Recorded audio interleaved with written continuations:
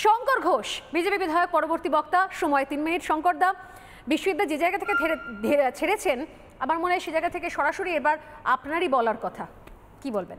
ধন্যবাদ সোনালী। বিরোধীরা কি সমালোচনাও করতে পারবেন না? ধন্যবাদ বক্তাদেরকেও, এবং অত্যন্ত সুন্দরভাবে প্রত্যেকে তার বক্তব্য উপস্থাপিত করেছে। আমার স্বল্প শব্দে আমি আমার কথাটুকু রাখতে চাই।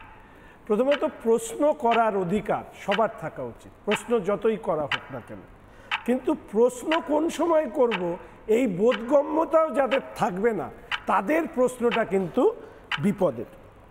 আমি প্রথমেই বলবো যে এই ভারত আত্মনির্ভর ভারত, এই ভারত আত্মবিশ্বাসী ভারত, এই ভারত সামরিক শক্তিতে অগ্রগমন ভারত, এই ভারত অর্থনীতিতে এই মুহূর্তে দাঁড়িয়ে সারা পৃথিবীতে 4র্থ স্থান অর্জনকারী ভারত, এই ভারত প্রায় 27% যারা গরিবী রেখার নিচে ছিলেন তাদেরকে উত্তরণের ভারত।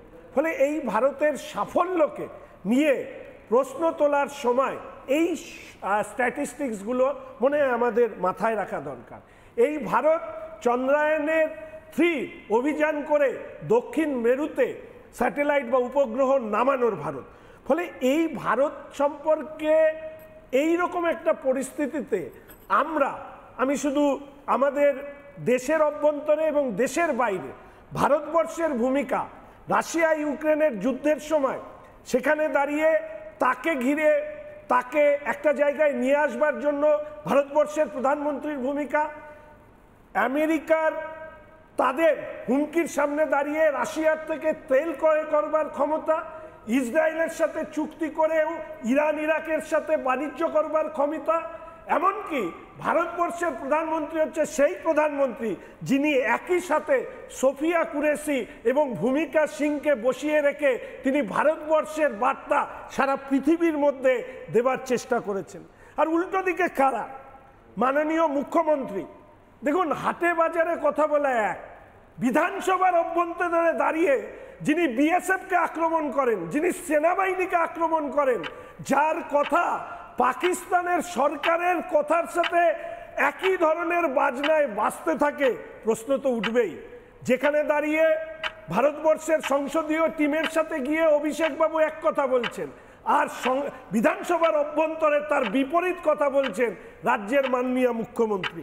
কংগ্রেস বলছেন, কংগ্রেসের নেতা রাহুল গান্ধী তিনি ভারতবর্ষের বাইরে গিয়ে ভারতবর্ষকে ডিফেম করেছেন, সেই ভিডিও একের পর এক আমরা দেখাতে পারি। বামেরা এরা প্যালেস্তাইন নিয়ে এক ধরনের কথা বলবে, ভারতবর্ষের প্রতিবেশী বাংলাদেশে যখন অত্যাচার হবে তখন মুখ বন্ধ করে থাকবে।